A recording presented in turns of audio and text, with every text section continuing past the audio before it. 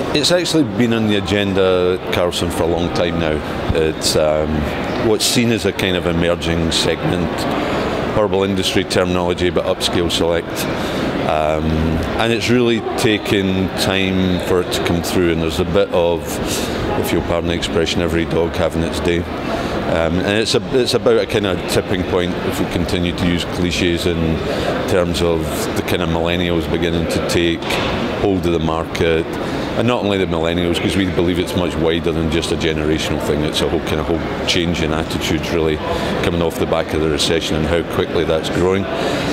So there's, if you want some of the statistics just here in the US, they represent 21% of the market. There'll be 100 million of them within the next few years, and it's a hugely kind of growing sector.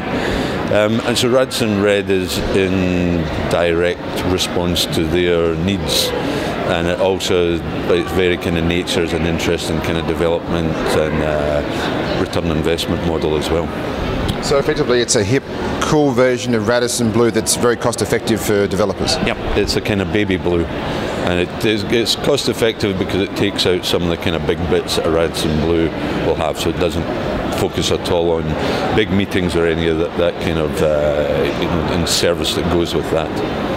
So will they all be quite similar? I mean, you've been saying here that you'll have different versions for Europe, Asia Pacific and America, but the bones are going to be the same, right?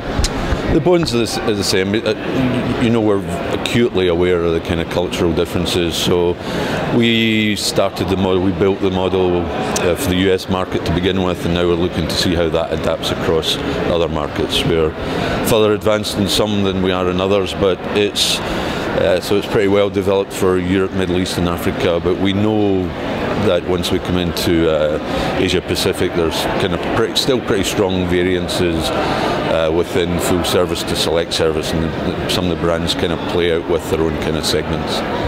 In terms of what's happening going forward, you're giving yourselves another challenge. You're going into the independent luxury space with a new collection. Tell us about that. So we're going into kind of, as you call it, luxury independent, the collection market with Corvus.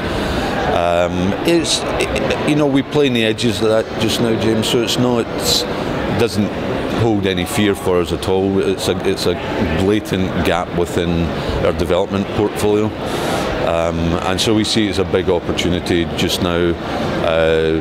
People are wanting to buy kind of very individual, very independent experiences, but yet these independent and individual properties need the backing of a system. And so we hope we can bring the system to them, but also kind of through the kind of cultural aspects of Corvus, bring a kind of red line through them all as well, which will make sense from a collection point of view. And in that upscale segment, you've been reimagining Radisson. How's that going along, and what have you got to report? So it's predominantly a US project that where, like most US brands, not just in hotels and kind of every sector, it's automotive or other sectors, they've found themselves kind of lagging behind from a kind of competitive point of view on a global basis. And so it's really about bringing that brand back to a really kind of competitive level and back to almost a kind of really kind of global standard. So it kind of aligns much better with the majority of the Asia Pacific properties, for example, now. And it's really beginning to carve out a bit of a niche for itself here in the US as well. It comes under this kind of caring, sharing and daring banner. Big soft elements in terms of kind of service again and culture of the staff. So yeah, we're pleased with the progress we've made there, and from a growth point of view as well. We've kind of really turned the corner and really starting to add some good properties there. So you could have come up and created some quirky, strange, outrageous name for your new Radisson Red. What was the big decision to stay with the Radisson brand and really push it? Red's pretty quirky. Strange. It kind of took us a long time to kind of arrive at the decision, but in the end there wasn't really a whole lot of debate. It becomes more and more difficult to gain any share of voice out there at all from a kind of marketing and kind of broadcast point of view. And if we can't take any halo off all the different tiers now, so whether it's Radisson, Radisson Blue or Radisson Red, it's there to take, and there's a whole kind of cross fertilisation that we can get from it as well.